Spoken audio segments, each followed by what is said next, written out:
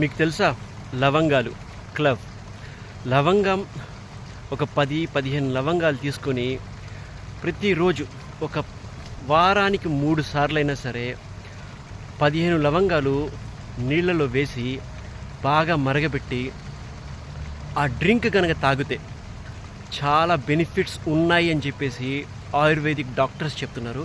Please మీ డైటీషియన్స్ని, డాక్టర్ని consult అయ్యి ఈ టిప్ని మీరు ఫాలో అవ్వడానికి ట్రై చేయండి. నచ్చితే లైక్ చేయండి, షేర్ చేయండి. లవంగం ఈ డ్రింక్ తాగితే